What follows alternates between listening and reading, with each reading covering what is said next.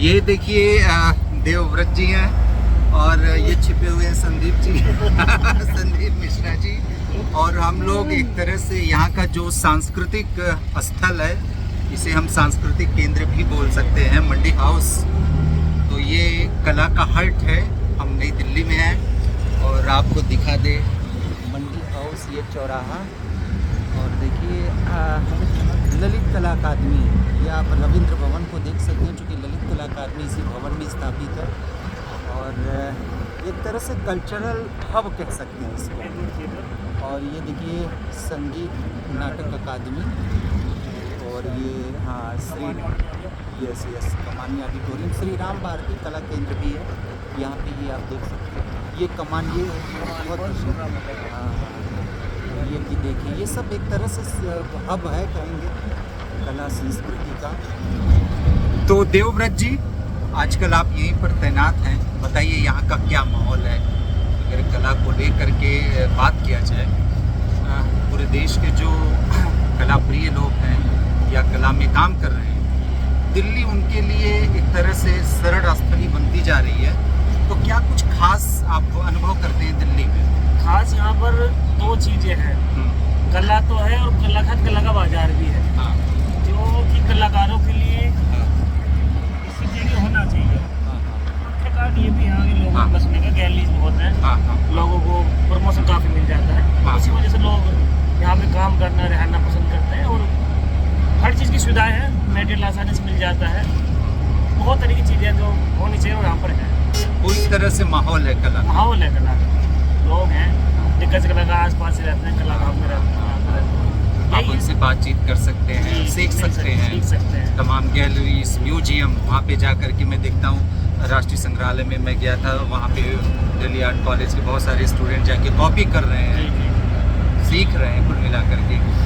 तो जैसे हम बात करें देवरिया की या गोरखपुर की, हम बात करें इलाहाबाद की, बात करें लखनऊ की, बात करें या छोटे छोटे बहुत सारे यूपी के शहर हैं या बिहार के, या हम कहेंगे देश के किसी भी अगर हम हिस्से की बात करें, बहुत सारे कस्बे हैं, गांव हैं, तो वहाँ पे जो कला के विद्यार्थी हैं काम तो करना चाहते हैं पर उचित माहौल या हम कहेंगे परिवेश नहीं मिल पाता, उनके लिए आप क्या कुछ कहें? देखने को यहाँ पर चीज़ देखने को मिलती है और देखने से सीखा जाता है। आप अभी अंजय में हम जा रहे हैं, इतने बड़े बड़े कलाकार देखोगे तो आधा काम खुद सीख जाओगे, बाकी तो पुलिस सिखाता ही है। तो ये बड़ी चीज़ है, देखने को मिलता है। वहाँ पर हम क्या किताबों में क्या देख सकते हैं, यहाँ पर जब जीवन पेंटिंग देखते हैं, बड़ा उनका प्रेरणा मिलती है। जब हम रियल काम देखते हैं तो चीज़ों को मालूम चलता है, जो कलर लगाया जाता है क्या है उसका, तो वो चीज़ है। तो अभी आप क्या काम कर रहे हैं? फिलहाल मेरा जो खुद का काम है तो एब्स्ट्रैक्शन में है, और पूरा वाटर कलर को लेकर थोड़ा काम करता हूँ। ये आ गया है हमारा स्थल, और हम देखिए पहुँच चुके हैं National Gallery of Modern art नई दिल्ली। ये आप देखें national Gallery of Modern art नई दिल्ली। तो हम बातचीत करते हैं और पहुँचते हैं प्रांगण में, national Gallery of Modern art के प्रांगण में हम पहुँच करके बातचीत करते हैं। और कितने हुए पैसे आपके? नहीं आप नहीं रहे, मैं दे रहा हूँ। कितने में पैसे आपके?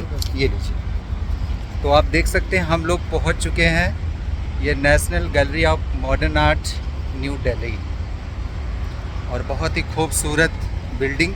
ये जयपुर हाउस, इसी जयपुर हाउस में इसकी स्थापना की गई।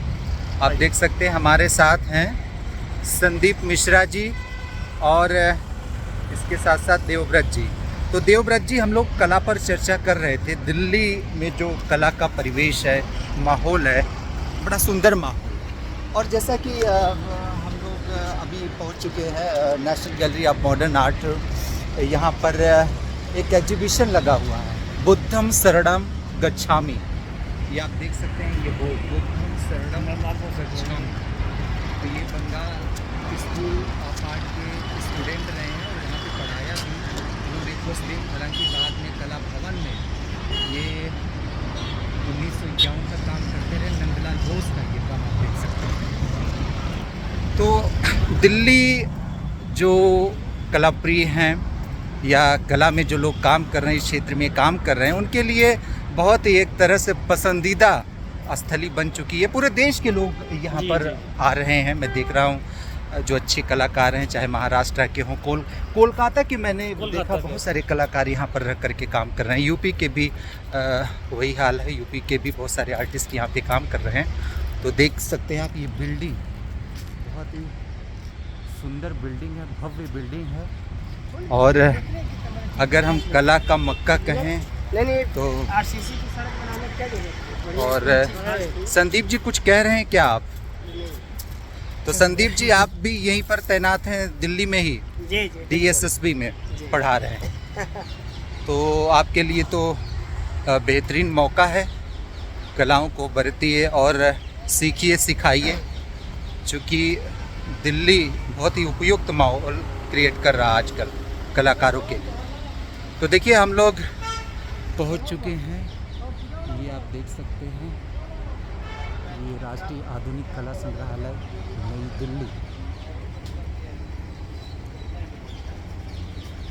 ये लोग आ जा रहे हैं।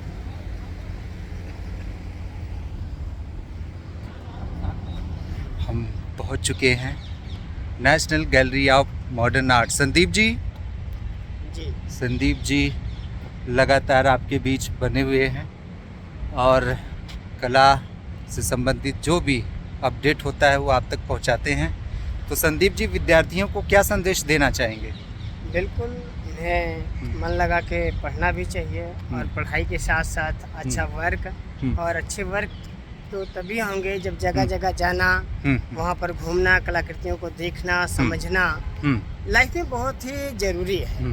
तो इसलिए जगह जगह जा करके विद्यार्थियों को देखना, और जो देखी चीजें वो भूलती नहीं। जी तो देवव्रत जी, एक तरह से अगर हम कहें नगमा का जो प्रांगण है वह कलाओं का तीर्थ है। जी। मैं देख रहा हूँ बहुत सारी कलाकृतियाँ जो देश के नामचीन कलाकार रहे, मूर्धन्य लोग रहे हैं, उनकी कलाकृतियाँ यहाँ पर प्रदर्शित हैं। जैसे वहाँ पे देखें बलबीर सिंह कट्ट जी का नादेश्वर, और ये भी बहुत सारी कलाकृतियाँ हैं तमाम कलाकारों के। तो आप देखेंगे इसके साथ साथ जो खास यहाँ पर आकर्षण का केंद्र है, ये ट्रम्प ऑफ लेबर, श्रम की विजय। ये आप देख सकते हैं कि डीपी राय चौधरी ने इसे बहुत ही मेहनत से उकेरा है, श्रम की विजय। और ये लगभग 1954 ईस्वी के आसपास यहाँ पर स्थापित की गई थी। कांसे में यह मूर्ति, यह जो मूर्ति शिल्प है, इसे उकेरा गया है। और आप देखिए जो मांसल शरीर है, इतना यथार्थपरक इसका अंकन हुआ है कि आप सोच नहीं सकते। और वैसे भी कहा जाता है कि डीपी राय चौधरी जो थे वह एकेडमिक स्टाइल के कलाकार थे, और हूबहू जो शरीर रचना में विश्वास करते थे। आप देखिए एक एक नसों को उन्होंने उभार करके दिखा दिया है। आप देखिए मांसपेशियों का उभार देखिए, वाह, अद्भुत कलाकृति। तो जो लोग हमारे साथ बने आप देख सकते हैं, डीपी राय चौधरी की अद्भुत कलाकृति श्रम की विजय, मतलब ट्रम्प ऑफ लेबर, यह national Gallery of Modern art के प्रांगण में स्थापित है। तो देवव्रत जी, इस मूर्ति के बारे में आप क्या कहना चाहेंगे?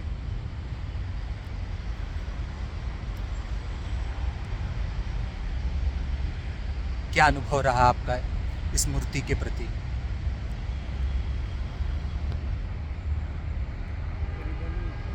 7-8 साल से आ रहा हूँ यहाँ पर। हाँ। इसको देखो, समय से बैठ के स्केच भी किए हैं। एक तो होता है हूबहू बनाना, लेकिन भावों को हूबहू रूप देना, वो डीप राय चौधरी साहब ने किया। केवल शरीर विज्ञान की बात करें तो थोड़ा बात कम रह जाएगी। शरीर विज्ञान से आगे की जो चीज़ें हैं, उन मांसपेशियों के द्वारा उस भाव को दिखा पाना, स्वभाव के अनुकूल, उसके अनुरूप काम करना, ये बड़ी बात होती है। इसमें विज्ञान और कला दोनों का समन्वय एक तरह से मिलता है, क्योंकि कलाकार है, वैज्ञानिक भी है उसके साथ, उसका जो बिल्कुल देखने का नजरिया है। और खास करके इस मूर्ति शिल्प का जो एनाटॉमी जो है, एनाटॉमी को आप देख सकते हैं, देखते ही बनता है। देखिए जो लग पीछे वो कहाँ दबेगा, ये इसको फ्लैट ऐसे ला सकते थे, लेकिन वो जब प्रेशर पड़ता है वहाँ पे दबाव बनता है। बिल्कुल बिल्कुल। तो इतनी बारीक चीज़ को समझना है ना। और देखो पर्सपेक्टिव देखिए, आप देखिए इसका जो पर्सपेक्टिव है, बहुत ही संतुलित बैलेंस कुल मिला के। और दूसरी बात कि हम्म। बाहरी वातावरण के साथ उस मूर्ति कला से मिलाप हुआ, हाँ हाँ हाँ। आउटडोर स्कल्पचर की तरह, वाह। तो वो इसका कंपोजिशन है। और वैसे भी डीपी राय चौधरी सार्वजनिक जो जी। मूर्ति शिल्प है जी। उसके लिए जाने जाते हैं। उनके जो मूर्ति शिल्प है वृत्ताकार आकार में है, आप देख सकते हैं इसका भी आकार काफ़ी बृहद है, विशाल है। और हाँ आदमी के शरीर जितना हाँ, 5 मिनट लगभग लिया है, बिल्कुल बिल्कुल तो रिलेट कर पाएगा कि हम ही जैसे हैं, हम ही जैसे मेहनत का आदमी है। बिल्कुल। छोटा बड़ा चूँकि भी नहीं उनके किया ऊपर उन्होंने। रोदा का प्रभाव था और रोदा भी जो काम करते थे उनका ज़्यादातर सार्वजनिक काम है। और डीपी राय चौधरी की एक और कलाकृति जैसे दांडी डांडी मार्च, मार्च, जो 3 मूर्ति चौराहे पे है। तो लाइफ साइज बनाने का एक कारण ये भी लगता है कि अपने से रिलेट हो पाना आसान हो जाएगा। बिल्कुल बिल्कुल। तो ये भी एक प्रभाव है life तो size आप चीज़ें देख पा बनाने रहे हैं इस मूर्ति शिल्प को। और इसके साथ साथ जैसे यहाँ पर यहाँ के प्रांगण में एक और बेशकीमती कलाकृति है सुबोध गुप्ता का। जी, गुप्ता जी की वट वृक्ष, जिसके बारे में हम लोग काफ़ी बातचीत कर चुके हैं पहले भी। और आप देखिए ये जो प्रांगण नेशनल गैलरी का ये है, national Gallery of modern arts new Delhi. ये अपने आप में कला तीर्थ से कम नहीं है। आप देख सकते हैं तमाम कलाकृतियाँ आगंतुकों का ध्यान खींचती हैं। क्यों देवव्रत जी? जी तो आप दिल्ली में ही पढ़े लिखे, जी जी दिल्ली आर्ट कॉलेज से, गुलबाड़ से। तो दिल्ली आर्ट कॉलेज में कला का क्या माहौल है? जो एक बच्चे तो यहाँ बात है कि यहाँ सीख पर करके जो- बाहर निकल रहे हैं उनके लिए क्या संभावनाएं हैं?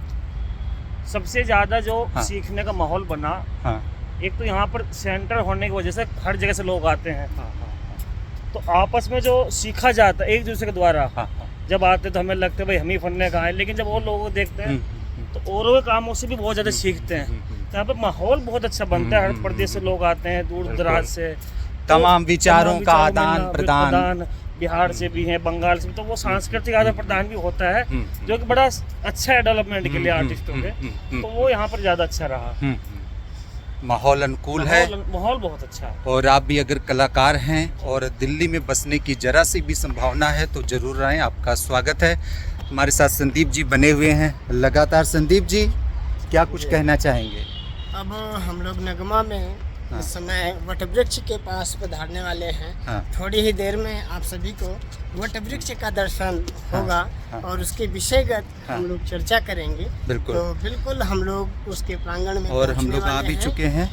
आप देख सकते हैं, मैं दर्शकों को जो लोग देख रहे हैं मैं इस कलाकृति को दिखा दूं। और देवव्रत जी, सुबोध गुप्ता के जो काम की मुख्य विशेषता रही है कि ये घरेलू बर्तनों का इस्तेमाल करते थे अपने कलाकृतियों में। और सबसे बड़ी बात कि ये जो बर्तन आप देखेंगे स्टेनलेस स्टील, ये जो मटेरियल है स्टेनलेस स्टील का बना हुआ है। आपको एक बार मैं फिर से दिखा दूं, चारों तरफ से आप अवलोकन कर सकते हैं इस भव्य और दुर्लभ, हम कहेंगे बेशकीमती कलाकृति।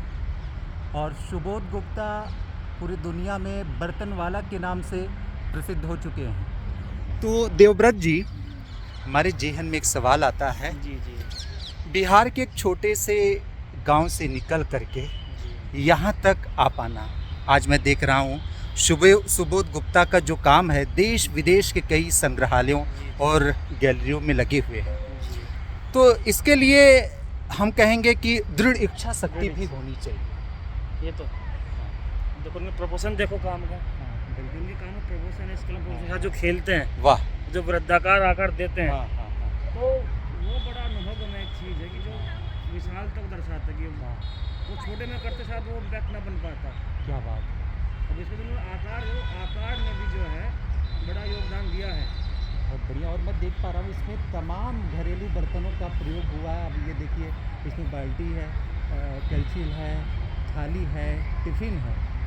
ये मतलब जो भी घरेलू बर्तन है जो हम आज घरों में यूज़ करते हैं, इसका प्रयोग करते हैं, ये सब आप देख सकते हैं, ये सारे बर्तन यहाँ पर। और बहुत ही एक तरह से कलात्मक तरीके से ये प्रस्तुति है बर्तनों की। स्टेनलेस स्टील का प्रयोग करते हैं अपने कलाकृतियों में। इसका जो उपयोग किया देखो लगेगा भाई पत्ता हिल भी रहा है। बिल्कुल। तो सारी चीज रेडी नहीं है, हिलता हुआ भी कुछ है। हाँ हाँ। संदीप जी जी कुछ बताएं इसके बारे में। देखिए कि यहाँ पर जो कलाकार के द्वारा दिखाने का प्रयास किया गया है, हाँ। मुख्य रूप से हम जो देख रहे हैं कि हमारे जीवन में हाँ जो प्रतिदिन उपयोग होने वाले वस्तु हैं, मुख्य रूप से स्टील से, जैसे बाल्टी की बात करें, कैन की बात करें जो आज के दिन में दूध लोग उसमें डालकर भी बेचने ले जाते हैं, टिफिन की बात करें जो हमारे लंच के काम में आती है। बिल्कुल। यहाँ पर विभिन्न प्रकार के कल्चर का भी प्रयोग किया गया है और उसके साथ साथ देखेंगे छोटी छोटी लोटियाँ, चाहे पानी पीने की बात किया जाए, जल चढ़ाने की बात किया जाए, हर एक यहाँ बिल्कुल। और मुझे आज भी याद है देवव्रत जी, जब दादी के समय की बात करें तो गांव में जो खाना बनता था, जो भोजन बनता था, तो उसे चूल्हे पर बनाया जाता था और वो पतीले को मिट्टी से उसको जो हाँ ये स्लेप लगा देते थे ताकि जले ना। तो ये सारी चीज़ें आप देख सकते हैं, एक तरह से भारतीय कला और संस्कृति का वैभव यहाँ पर दिखाई आप इस कलाकृति में देख सकते हैं। तो सुबोध गुप्ता ने बड़े बारीकी से काम किया है और उनके कला में चाहे चूँकि वो चित्रकार भी हैं, अच्छे चित्रकार भी हैं, कहीं ना कहीं भारतीय कला और संस्कृति बसती है। तो बने रहिए हमारे साथ और फिर मिलते हैं। और ये देखिए एक बार फिर से देवव्रत जी, संदीप जी, तो नमस्कार।